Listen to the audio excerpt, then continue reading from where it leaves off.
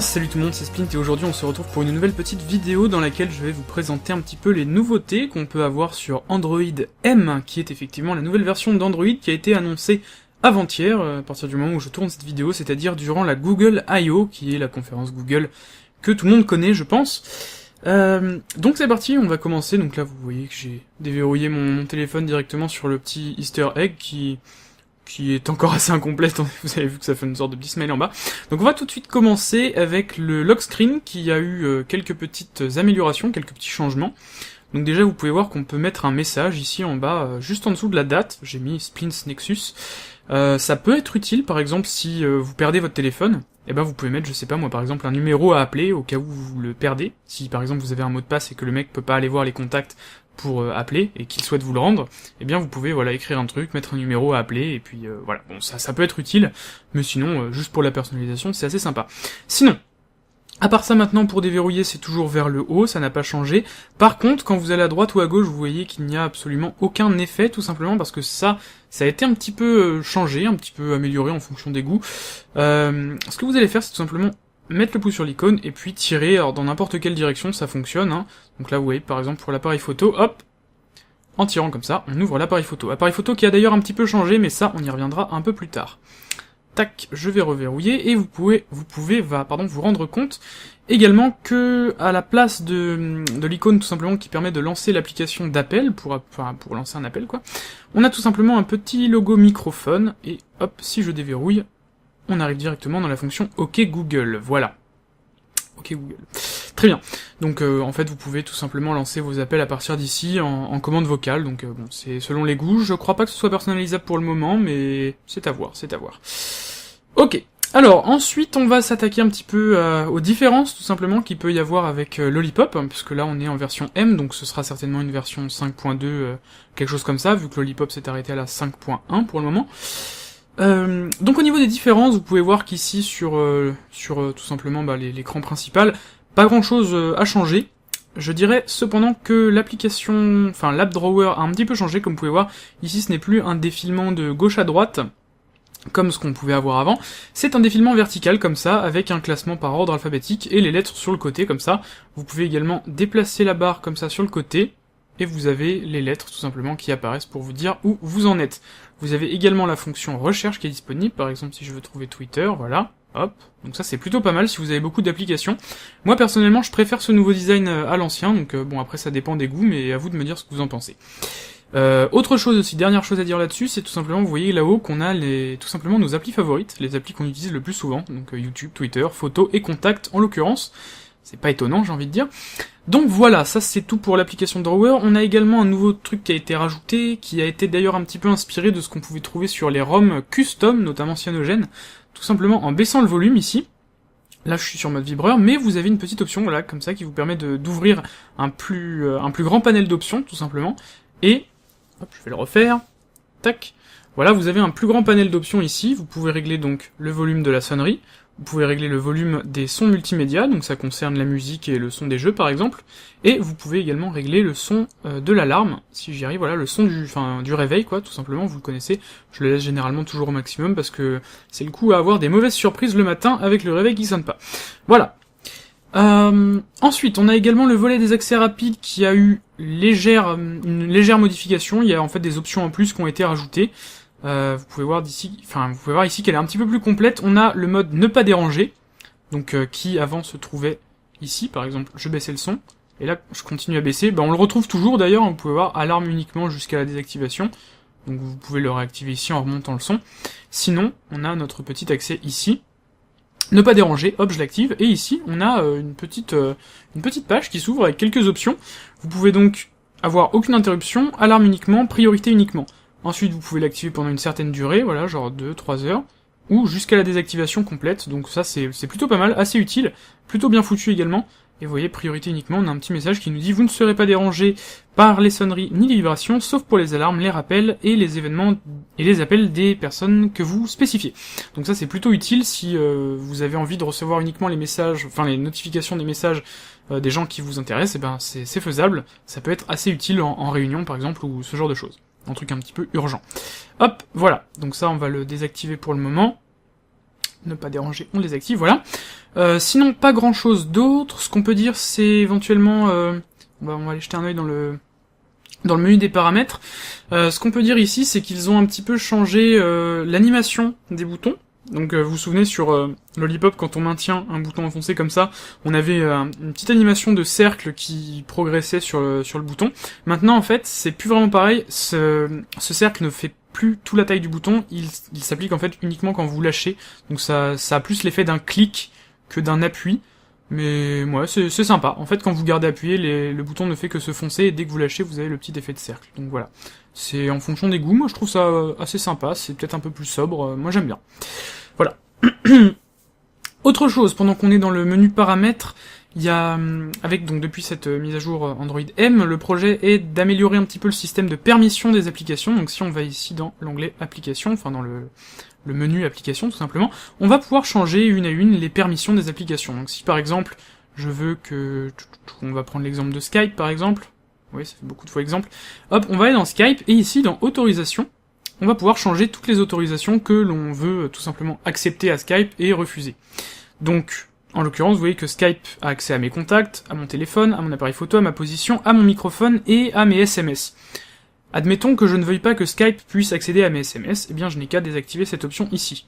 Donc là il va me dire, en l'occurrence, mais ça ce sera certainement réglé par la suite, que cette application a été créée pour une version assez ancienne d'Android, enfin plus ancienne que celle-ci, et donc le fait de refuser cette permission peut éventuellement faire cracher l'application. Donc ça après voilà, c'est un petit message d'erreur pour le moment, une fois que les applications seront mises à jour, vous ne l'aurez plus, et vous pourrez régler vos permissions comme vous le souhaiterez. Autre chose d'ailleurs, c'est que si éventuellement vous avez besoin d'activer une permission, l'application pourra vous le demander, c'est-à-dire que si l'application n'a pas accès à vos photos, et bien sur le coup elle va pouvoir vous le demander, et vous pourrez normalement lui autoriser l'accès à cette fonction momentanément, et donc ça peut être assez intéressant. Voilà, parce que on sait bien que si on regarde par exemple service Google Play, mais oui si c'est ça, service Google Play, et qu'on va dans autorisation, voilà, ça, Google, on est habitué, ils ont accès à tout. Voilà, Google c'est tout, Google est votre grand frère, c'est comme ça. Alors, ensuite, ce qu'on peut dire, c'est, tiens, on va revenir sur l'appareil photo. Quels ont été les changements par rapport à l'appareil photo? Il y a commencé à y avoir des traces de doigts sur mon téléphone. Alors, je sais pas si c'est une impression. Déjà, vous voyez que l'animation a un petit peu changé, le design de l'application, voilà, c'est juste un basique rond, assez design d'ailleurs, j'aime beaucoup. Mais j'ai l'impression que l'appareil photo est plus rapide, tout simplement, que les versions précédentes, dans le sens où, quand vous faites la mise au point sur un objet plus proche, bon là évidemment le téléphone sera plus net, mais voilà, c'est pas grave, je vais mettre ma main derrière. J'ai l'impression que le téléphone fait la mise au point plus vite, alors je sais pas si c'est qu'une impression ou pas, vous voyez, si je l'enlève, tac, il l'a fait vachement vite, et je me souviens que j'avais des petits problèmes justement avec la mise au point sur mon téléphone, qui était pas forcément rapide et qui était pas forcément correct, c'est-à-dire que je pointais comme ça mon téléphone vers un objet, et il arrivait pas à faire la mise au point, c'est-à-dire qu'il la faisait, mais ensuite il revenait, ça devenait tout flou, puis ensuite il la refaisait, etc., etc.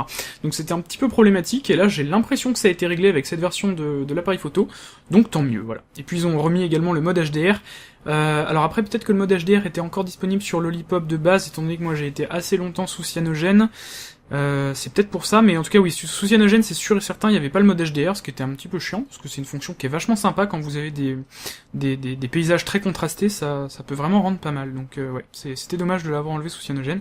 Je sais pas si c'était le cas sous Lollipop, mais dans tous les cas, c'est réglé. Ok. Ensuite, nouvelle chose également, ils ont complètement changé l'application Google Photos, qui était clairement pas génial. Tac, oui, batterie faible, exactement. Hop, voilà, Google Photos qui a été refaite, et qui est vraiment pas mal maintenant.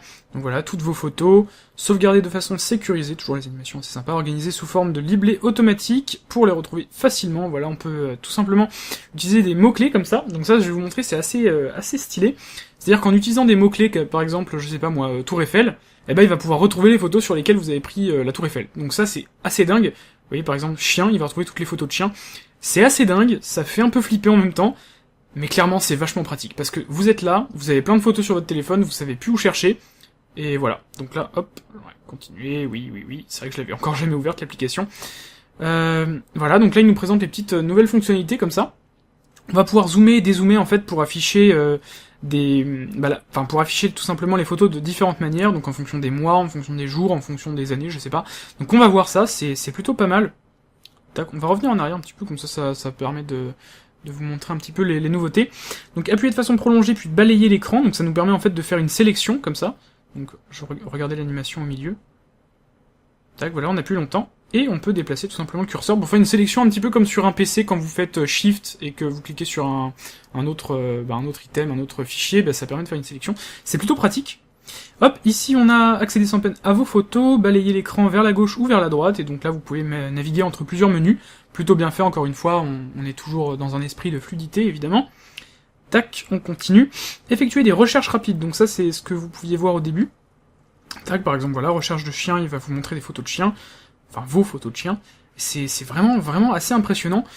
J'ai également pu entendre dire donc en regardant le live de la Google I.O., que le logiciel de Google Photos sera capable de reconnaître une personne. Par exemple, vous mettez le nom de cette personne, et il va pouvoir la reconnaître même en fonction de son vieillissement, c'est-à-dire que, par exemple, un enfant de je sais pas moi, 8 ans, on va dire, d'année en année, un enfant de 8 ans va pas mal changer, pas mal évoluer au niveau du visage, et l'application sera capable de la reconnaître, si en tout cas vous avez pris quand même suffisamment de photos en fonction du temps. Donc c'est quand même vachement bien foutu, encore une fois c'est un peu flippant, mais c'est pas mal. Ok, donc là on est dans l'application, donc si je fais un pincement comme ça, vous pouvez voir ce que ça a comme effet. Donc là, hop, on est clairement en triage par mois, tout simplement. Donc là, il faut le temps que ça charge les photos, évidemment, vu qu'elles ne sont pas sur mon téléphone, elles sont sur mon compte Google. Donc il faut le temps que ça charge, mais voilà, vous voyez un petit peu à quoi ça correspond, tout simplement. Ici, vous avez encore une fois un petit slider que vous pouvez monter ou descendre comme ça pour accéder plus rapidement qu'en faisant comme ça. C'est plutôt pas mal, assez ergonomique tout ça. On aime bien. Voilà, on peut zoomer sur la magnifique tête de Noé, salut. Donc ouais, non, c'est plutôt cool, j'aime bien. Donc c'est à peu près tout, je crois, pour l'application Google Photos. Je vous ai pas montré les recherches, mais je sais pas, moi, qu'est-ce qu'on peut mettre, par exemple. On va mettre chat, pour voir. J'ai pas mal de photos de chats. Et ça marche. Putain, c'est flippant. Ça marche super bien. Il y a les photos de chats que j'ai prises, voilà. C'est fou, quand même. Ça, c'est des photos... Et en plus, ça, c'est une photo que j'avais prise avec mon appareil photo, celui avec lequel je suis en train de filmer, et il arrive à la reconnaître. Il arrive à voir que ça, c'est un chat. Enfin, c'est dingue. Franchement, je sais pas comment ils font. Il y a deux chats qui dorment sur mon lit. Regardez-moi ça, il arrive à reconnaître ça, ce chat en bordel qui dort sur le canapé, il arrive à savoir que c'est un chat. C'est juste incroyable. Donc c'est quand même vachement pratique. C'est un peu flippant encore une fois, mais c'est vachement pratique. Franchement, chapeau quoi, chapeau. Voilà, donc c'est tout pour l'application Google Photos, on va arrêter de flipper pour le moment. Autre chose qui est vachement utile, qui a été implémentée donc dans cette version Android M, c'est tout simplement Google Maps. Alors on va l'ouvrir, il était dans mon multitâche, tac. Google Maps, donc là on est sur la ville de Fontainebleau, qui est tout simplement la ville de mon lycée. Ce que vous allez pouvoir faire dans Google Maps par rapport aux versions précédentes, c'est tout simplement sauvegarder, en fait, en quelque sorte, une partie de la map, pour tout simplement y avoir accès sans internet. Ça peut être vachement pratique pour certaines personnes qui n'ont pas forcément de forfait internet, ça peut être vachement pratique si vous n'avez plus de connexion. Enfin bref, c'est vachement cool, et en plus de ça, les fonctions de navigation restent disponibles, c'est-à-dire que si vous avez enregistré une partie de la map, enfin une partie de la map qui correspond à vos déplacements usuels, on va dire, habituels plutôt, eh bien, vous allez pouvoir dire, oui voilà, je veux aller à tel endroit à Fontainebleau, et bien il va vous donner l'itinéraire, il va vous guider, etc., comme il le ferait en temps normal avec de la connexion. Donc c'est quand même assez impressionnant, et c'est plutôt vachement utile.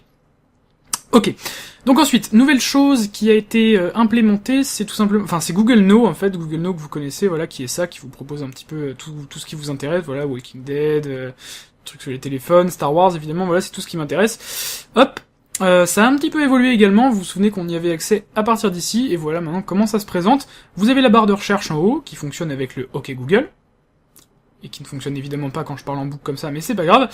Et ici, on aura donc en fait des informations à propos de ce qu'on est en train de regarder sur notre écran, et c'est ça qui change pas mal, et qui est assez intéressant. Par exemple, si je fais, je sais pas moi, Barack Obama, tac, voilà.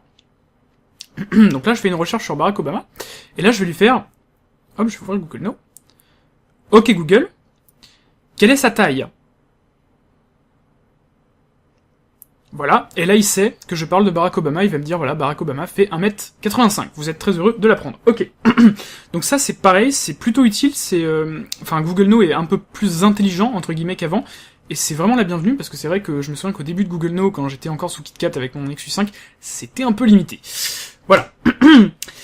Ensuite, évidemment Google Now vous pouvez le paramétrer, alors je sais plus exactement comment, voilà, plus d'informations ici. Et vous y avez accès à partir d'ici, voilà, paramètres. Tac, et donc là vous pouvez personnaliser pas mal de trucs, genre carte, no, recherche sur le téléphone, et vous pouvez par exemple désactiver si vous ne voulez pas qu'il fasse des recherches dans vos contacts, ou dans vos playlivres, enfin j'en sais rien.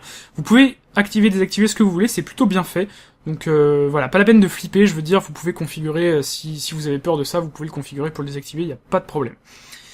Ensuite, ce qu'on peut dire, c'est qu'il y a pas mal de trucs qui ont été rajoutés, je pense que j'ai plus ou moins fait le tour au niveau des aspects visuels du truc. Pas mal de choses qui ont été rajoutées, notamment Android Pay, qui est tout simplement en fait une sorte de nouveau Google Wallet qui va vous permettre de payer par NFC en fait. Donc ça, bon, ça fait un moment qu'on en parle et ça y est, ça va être implémenté de manière beaucoup plus, comment dire, optimisée.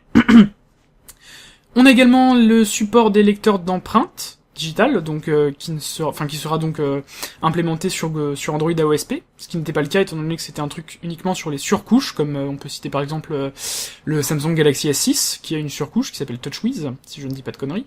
Et donc là ce sera implémenté en fait directement sur Android AOSP, donc ça peut être pas mal si de futurs Nexus ou de futurs Motorola par exemple ont un lecteur d'empreintes digitales. Ensuite, on aura également le support de l'USB-C, qui est tout simplement une nouvelle norme qui va se standardiser assez vite, je pense. Voilà, parce que c'est plutôt pratique comme truc. On a également la batterie qui a été donc améliorée visiblement encore une fois. On l'avait déjà dit avec Lollipop, l'optimisation de l'utilisation de la batterie, qui va être améliorée notamment grâce à une synchronisation des données qui sera optimisée tout simplement.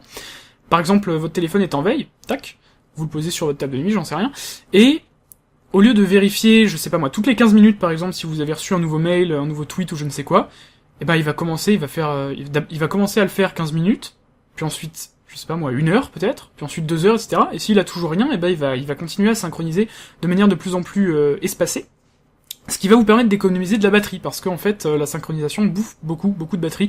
On pourrait ne pas le penser, mais c'est le cas, hein. Moi je me souviens que j'avais un problème notamment avec ma messagerie Orange qui se synchronisait en permanence, et ça me bouffait ma batterie en 2-3 heures. Donc il y avait clairement un problème.